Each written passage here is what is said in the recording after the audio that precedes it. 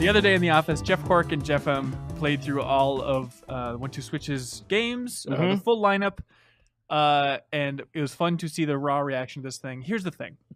Raw reaction? The raw reaction. With 1-2-Switch, it's easy to take that snarky, knack-esque approach to this thing, and I don't want to come in and have this be just a joke fest. Not a single joke will be committed during this segment. No, I actually want to know how is 1-2-Switch as a product. Okay, he's writing the review, so let me step in real quick. I'll give you my take. First of all, just to set a scene for you, so you can temper expectations and know like where we're setting calibration. I love WarioWare. I thought Wii Sports was fun, and I still think that one of our biggest mistakes at Game Informer, aside from not making Shadow of Mordor Game of the Year, was not including Wii Sports on the top 200 games of all time. I think we blew that, and I get very upset when I think about it, so I shouldn't have thought about it. And Nintendo Land? Nintendo Land was completely fine. Had some super fun times with it when we were like a group of us playing those games. So I'm not opposed to mini games. Even micro games. There we go. Okay. I'll say I was an outspoken fan of Knack too. Okay, there we go. So we have mini games, micro games. What about atomic games? Atomic games like nano games? Nanites? What would you call 1-2-Switch's collection of games, Jeffem? Garbage. Yep. Okay, look. I said there's going to be no snark, but no, it's not snark. It's a descriptor. It's not snark. It's not snark. It needs to be said. Yes, it is offensively just shallow and bad. It is a bad collection. It is, and I was just ranting like a lunatic to Cork about this. He shook me by the shoulders. I was. Why aren't you listening to me? I think Wii Sports, for all the guff that it's gotten from people, I think those, small collections of mini games, all of those did a great job selling the potential 100% of that technology. Yes. And they were all fun. And they all made you want to grab other people and play them with you. Yes. And this is the exact opposite of that. You will lose friends if you try and play 1-2-Switch with them? If you bring this to your roof party, they will throw you out. Okay, this is like the worst brand ambassador to a new console you can imagine. Yes. Why? Wow. Because they are so shallow that you're not going to want to play them more than once. And a lot of them show the limitations of the actual technology as opposed to the potential of them. What do you mean? Like for one thing, for instance, I don't know if this is what you have in mind, but you are constantly putting on the strap or taking off the strap. It makes you attach the strap? It knows when the It strap... recommends that you do it, and because we're cool, like guys who follow the cool rules. But some games you really do have to take it off because you like put it down and it has to sit flat or whatever. But a lot of the games are just based on, it's basically like the hand slap game of who can react the fastest. And from a technology standpoint, that's not doing anything that the Wiimote didn't do. I mean, the Wii remote, like we said, the Wii Sports games actually did a lot more impressive stuff with the technology. It's not anything that your smartphone couldn't do in terms of just registering when it moves. I think a lot of it, too, comes to there's this really strange insistence with these games that they're saying, look your opponent in the eye. Yeah. So they've got the instructions and interesting things are happening on the screen or your television, regardless however you choose to play. But it does not want you just disregard those. Look your opponent in the eye and listen to these audio cues to play the game. So you have a table tennis game. You do not see any representation of what is happening in the game. It's just based on audio. The Joy-Cons do not have speakers in them. So you're listening to like audio cues kind of to know when to swing it. Yeah. It's almost like this piece of conceptual art you see at a children's museum that doesn't work. And you're like, all right, at least 3M paid for that. And again, the tennis one and the baseball one, were both basically Wii Sports games that actually, like how hard you swung mattered, the angle and everything actually mattered in the game. So they're doing these things that they did 11 years ago, but they're way less impressive and they're not as fun. Does anything show off the tech well for the Switch? Yeah, there are a couple, which I probably should have added that as a caveat before all the ranting. But there are a couple that do, that make use of the HD rumble. I think the best one in my mind is the Safe Crack one. Yeah. Probably, where, you hold it sideways and you're twisting it like it's... A nipple? like a nipple, like the number dial on a safe. But you can feel it actually, like the rumble is precise enough and small enough that it feels like you're going through the numbers. I love that feel too. I think I'm into this. It it kind of feels like you're clicking through actual numbers, and there'll be one that's just a hair longer, and that's where you have to pause for it to click in. Okay. And so that is a cool demo, but then they don't do anything beyond that of just like who can do that 3 times in a row. So this entire game comes down to, that seems like an okay thing to try. Yeah. Do you want to spend $50 and do that for how long? It seems that's the other problem. It should be at a kiosk. It should be shown behind closed doors to developers showing off the tech. This is not a product that you should spend any amount of money for. Like I would honestly hesitate to even pack it in with the Switch for free to show off the things, because a lot of the other ones, they're like dancing ones where they want you to do all these poses and things, and what you're doing really doesn't matter. Like we did the dancing one, and as soon as it started, I just went like this. He's flailing his arm wildly. Yeah. And then at the end, it gave me an A for rhythm, and it's like. To be fair, though, I saw you at your wedding, and you're doing a very similar dance. Yeah, but it wasn't good. It wasn't good then, and it's not good now. But those are the kind of things where, you have this new piece of hardware, and you play something like that, and you realize, like, okay, it doesn't really actually matter what I'm doing. It's not registering it. Like the tech doesn't seem as impressive. There are other ones where, it just doesn't work as well as you think it should. Or, like the ball one. You have to count the balls. It's cool. You can kind of feel what's going on, and it's a different. It simulates the rumble of balls shifting around in the controller. And it's a different sensation, but it's still not accurate enough that you can guess right most of the times. And so you do it, and I watched your guys' impression when you played it at the event that they had earlier, and your reaction was the same as mine, which is that's kind of cool, but I couldn't really tell what I was supposed to be able to tell from it.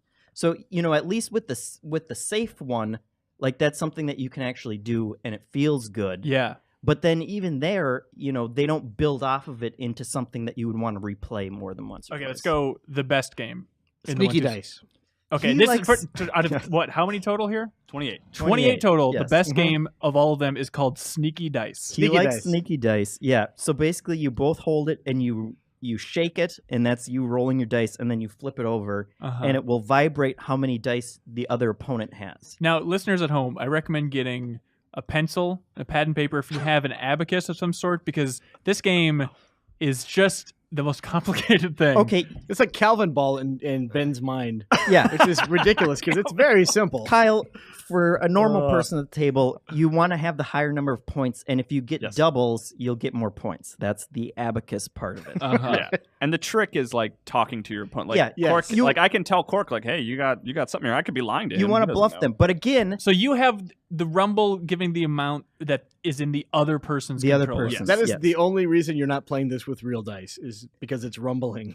Yeah, and that's the problem again too. Like the fun of it has nothing to do with the actual technology. It's not technology that anything else couldn't do, and it is a game that we could just play if we had 4 dice between us. Yeah, you could be doing this game. You could play it on PS4. You could play it on. You could play it on N64 with a rumble pack. N64 with a rumble pack. You could play it on your table with 4 dice, literally. Yeah. There's nothing. You just gotta sneak a peek at there's nothing special about it. Yeah. It's the same, with like the quick draw game. You have quick draw where the first person to fire when he says fire. Then you also have fake draw, which is the same thing, but sometimes he'll say different words that begin with F instead of fire. Which is kind of funny because he goes, flower! Yeah, it is kind of funny. But as a game, we can do it with finger guns, and you're going to get the same amount of entertainment. How much are you charging for these finger guns? $50. Okay, all right. I'll show you how to make it. I think that's actually a really good point about like it's just as fun otherwise, because the other thing is they have actors that they hire to perform these visuals on screen. Where if they had gone the WarioWare route and at least had like kind of that cool art style that WarioWare has, like maybe it'd be to it in aesthetic. It's really disappointing just on a Nintendo front to think of Nintendo. I consider some of the greatest developers of all time, and to think like understand. I'm sure this was a tight timetable, but this is what they get out of the gate with. It's really disappointing. They can make mini games. They're good at making mini games. They can make micro games.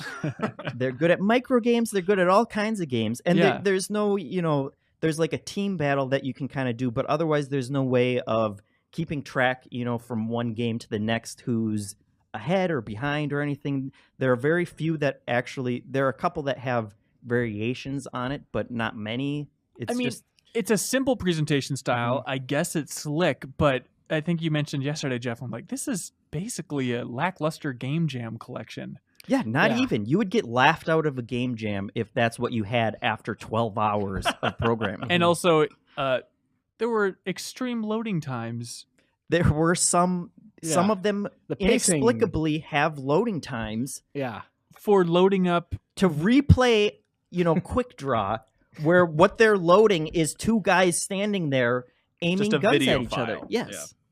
Yeah. What happened? And the pacing of it, like going from game to game, just seems like the loading times and then the introductory videos. Yeah, some of them you can skip, but they're still going to give you more directions after you skip through it, and it's just... Perhaps there's like an option that lets you just rapid fire, which would be fantastic, because otherwise it is just this boring slog just to get like...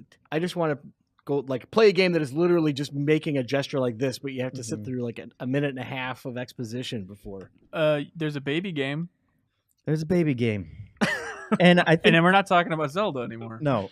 It will basically show a baby. You're supposed to cradle it and make it go to sleep. And on I think the actual tablet. Yeah, it's the perfect poster child for this game because it is as fun as taking care of a crying baby. There you go. Is there anybody you'd recommend 1-2 Switch for? The parents of the actors in it.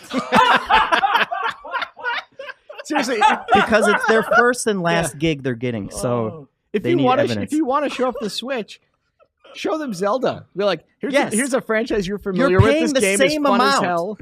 Oh my gosh. Yeah, it is ridiculous. Like, and there are going to be some people that are going to hear this and they're going to be like, "Hey, stop being so highfalutin. Sometimes you just want to play some fun mini games with your bros." It's like, nope, go back to the Wii and play some of those. Yeah, or do Mario Party or Fusion Frenzy or whatever other collection of mini games, because they're just so shallow. And again, I feel like if you're going to put together a collection like this that's all based around the motion controls and those new controllers, they just don't do a good job of showing off the new capabilities of it, with the exception of a few that use the rumble. But woof. I have one nice thing to say about 1-2 Switch. Let's hear it, baby. Go for I it. enjoyed watching YouTube play it. From my desk. Oh. Yeah, but you enjoy watching us getting tortured too. That's true. Because you're sick. I enjoy watching you guys chat with each other and make jokes. So this is basically the same thing, except sometimes your arms are moving more. Yeah. Let's play the dice game again. I like the games where the object is to not move. That's really hot gameplay. So good job. Yeah, it's called Zen, and you're supposed to do a pose, and then you hold it, and you have to stay still. And Cork and I did it for like a minute, and then it just went to a draw because neither was moved. You made the reference that it at times can kind of feel like Johann Sebastian Joust, which came out for PlayStation a while ago. There's a plate spinning game, so you're supposed to hold it and you move it like this. And you're not supposed to look at the screen, even though that's where it shows you if your plate is moving around or not. Yeah. But basically, it kind of encourages you to try and push the other person or throw them off. That seems like that can be fun. Yeah, but it's not as fun as Johann Sebastian Joust either. Yeah. Like they don't build it out with anything. It's just a thing that you do for a minute, and then you're back into You're using that tone, too. Like, that could be pretty fun, kind of like when your child is learning how to ride a bike and immediately careens into the garbage can and knocks it over. You're like, that's pretty good for riding a bike. This is a company that is asking money for a product. Yeah. So that could be pretty fun. Does not cut it. Good day. Good day. Thank you so much for watching this excerpt from the Game Informer Show podcast. You can click right here if you want to subscribe and listen to the audio version of the full show. Full episodes air every Thursday, and they feature Game Informer editors sitting around talking about the biggest reviews, previews. We talk about exclusive impressions of Game Informer's cover stories. We have long-form developer interviews, everything that's great in gaming. So every Thursday, be sure to check it out.